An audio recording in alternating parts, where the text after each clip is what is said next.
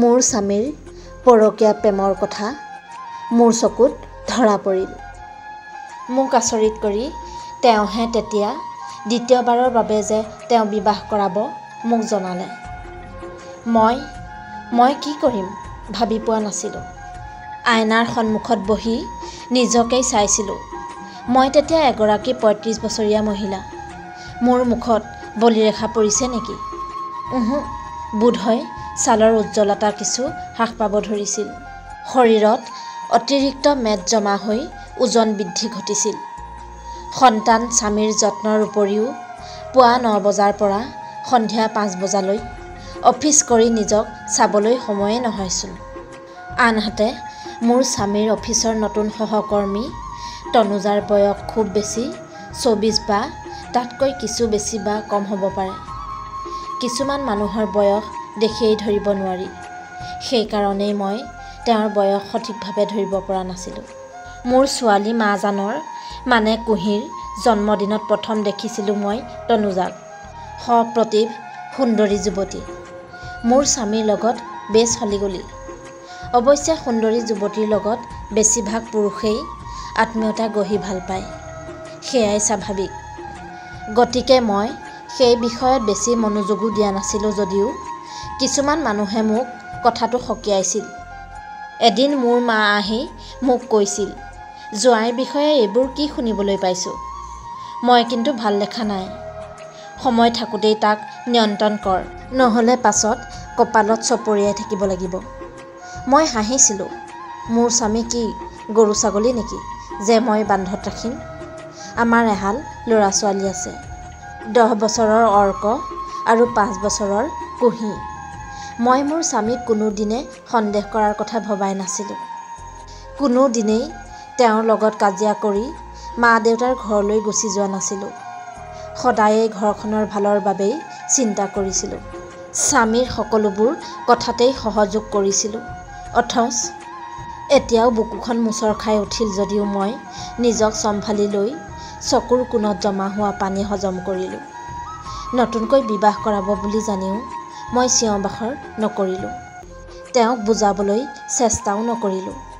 স্বাভাৱিকভাৱেই আমি দুয়োজনে এখন ঘৰত চলি আছিলোঁ। তাৰপিছত সেইদিনাখন দেওবাৰ আছিল। ৰাতিপুৱাই ল'ৰা ছোৱালী দুয়োটাকে মাহঁতৰ ঘৰলৈ পঠিয়াই মোৰ স্বামীক ক'লোঁ, তোমাৰ লগত অলপ বাহিৰলৈ ফুৰিব যাব ইচ্ছা গৈছে। বহুত দিন যোৱাও নাই। তেওঁ যাবলৈ মান্তি হ'ল। বহুত বছৰৰ পিছত আমি দুয়োজন একেলগে এখন ৰিক্সাত বহিলোঁ। বতাহে মোৰ চুলিবোৰ উৰুৱাইছিল। আগৰ দৰে মোৰ স্বামীয়ে মোৰ চুলিখিনি ঠিক কৰি দিয়া নাছিল। মই আশাও কৰা নাছিলোঁ। তথাপিওচোন কিবা ভাল লাগিছিল। বিষণ্ণ ভালপোৱা। আমি যেতিয়া চহৰৰ উপকণ্ঠৰ এটা অনাথ শিশুগৃহত উপস্থিত হৈছিলোঁগৈ, মোৰ স্বামীয়ে মোৰ হাতত খামুচি ধৰি সুধিছিল, এয়া কি ফুৰিবলৈ অহা ঠাই নেকি? ইয়ালৈ তুমি কিয় আহিছা? মই তেওঁৰ কথাৰ কোনো উত্তৰ নিদি ভিতৰলৈ সোমাই গ'লোঁ। তেতিয়া তেওঁ মোৰ পিছে পিছে সোমাই আহিল। আমি মুখ্য কাৰ্যালয়ত অনুমতি লৈ ভিতৰৰ শিশুৰ গৃহবোৰ পৰিদৰ্শন কৰিলোঁ। তাৰ পাছত স্বামীক সুধিলোঁ, অৰ্ক আৰু কুঁহি ইয়াত থকাৰ ব্যৱস্থাটো আজিয়েই কৰি যাম নে পিছত আকৌ এদিন আহিম? তোমাৰ মূৰৰ গণ্ডগোল হৈছে নেকি? কি বলকিছা এইবোৰ? ইয়াত অনাথ শিশুকহে ৰখা হয়। আমাৰ সন্তান কি অনাথ নেকি? তুমি যদি আকৌ বিয়া পাতা তেন্তে কি মই বিয়া বাৰু নাপাতি তোমাৰ সন্তানক লালন পালন কৰি থাকিম নি? মোৰ বিয়াৰ পিছত মোৰ স্বামী নাইবা তোমাৰ পত্নীয়ে নিশ্চয় আমাৰ সন্তানকেইটিক ৰাখিব নোখুজিব।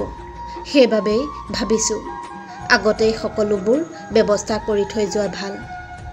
গতিকে ভিতৰৰ পৰিৱেশটো দেখিলাই। ঘৰত গৈ তোমাৰ মতামত জনাবা। এনেকুৱা পৰিৱেশত আমাৰ সন্তানকেইটি থকাৰ কথা মই ভাবিবই নোৱাৰিম। তুমি কি কৈছা এইবোৰ? ব'লা ঘৰলৈ যাওঁ। মই আৰু অলপ সময় বাহিৰৰ মুকলি বতাহত ঘূৰিব খোজোঁ। ব'লা পাৰ্কলৈকে যাওঁ। পাৰ্কৰ বেঞ্চত জোৰাই জোৰাই যুৱক যুৱতী। আমাৰ দৰে মানুহৰ বাবে আচলতে পাৰ্কত ঠাইৰ অভাৱ। আগৰ বয়সৰ দৰে এতিয়া আৰু বহিবও নোৱাৰি। এটুকুৰা খালী ঠাই যেন দেখি আমি দুয়োজনে বহিলোঁ। নীতা, তুমি আকৌ এবাৰ বিয়াৰ কথা ভাবিছা?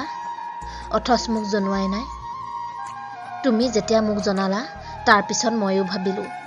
মোৰ বয়সটো ইমান বেছিও হোৱা নাই, মাত্ৰ 35ত সোমাইছোঁহে। এতিয়া যদি বিয়াত বহোঁ সমাজে মানি ল'ব, কিন্তু পিছত কিমান যে সমস্যা হ'ব ঠিক নাই। আৰু এনেও গোটেই জীৱনটো কিবা অকলেই পাৰ কৰিব পাৰি নেকি? সেইবাবেই ভাবিলোঁ তুমি সঁচাই আমাৰ ল'ৰা ছোৱালীকেইটা শিশুগৃহত থকাটো বিচাৰা। এয়া কেতিয়াও হ'ব নোৱাৰে। মই আজিয়েই তনুজাক সকলোবোৰ কথা বুজাই ক'ম। তনুজাই আমাৰ সন্তানকেইটিক তাইৰ নতুন সংসাৰখনত ঠাই দিব বুলি মোৰ মনে নধৰে। আৰু মোৰ সন্তানকেইটাইও মাক হিচাপে মোকেই চিনি পায়। গতিকে সিহঁতকেইটাই যে অন্য কাৰোবাক মাক হিচাপে মানি ল'ব সেয়াও অসম্ভৱ, বৰঞ্চ সিহঁতৰ মানসিক চাপহে বাঢ়িব। গতিকে সিহঁতকেইটাৰ কথা বাদ দিয়া। আহাচোন আমি দুয়োজনে এতিয়া নিজৰ নিজৰ হ'বলগীয়া নতুন সংসাৰৰ কথা ভাবোঁ। হেৰা, তুমি সঁচাই পাগলী হ'লা নেকি? কি ভাবিছা এইবোৰ? সৌ ফুল বিক্ৰী কৰি থকা কণমানিজনী চোৱাচোন। দেহি ঐ, আমাৰ সন্তানকেইটিয়েও এদিন এইবোৰ কাম কৰিব। ৰ'দ বৰষুণত ঘূৰি ফুৰিব। দেউতাকে নতুনকৈ বিয়া পাতিব, মাকেও নতুনকৈ বিয়া পাতিব। সিহঁতক তেতিয়া কোনে চাব? এই পথৰ ধূলি বালিৰ ওপৰতে সিহঁত মানুহ হ'ব লাগিব। দেউতাকে বিয়া কৰাই বেলেগ সংসাৰ পাতিলে, মাকে বহুত কষ্টৰে সন্তানক ডাঙৰ কৰিব পাৰিলেও সিহঁতৰ মানসিক কষ্টটো কেতিয়াও কমাব নোৱাৰে।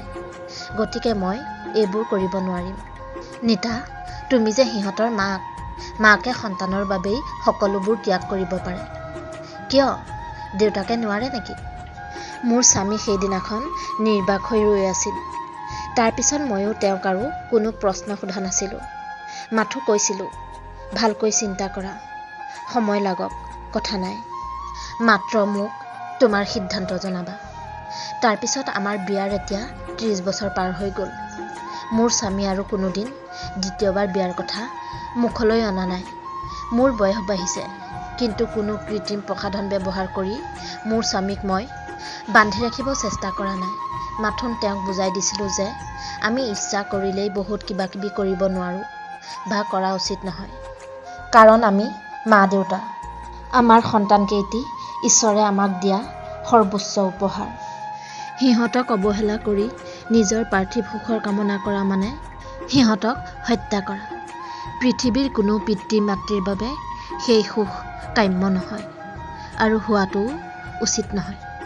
ধন্যবাদ।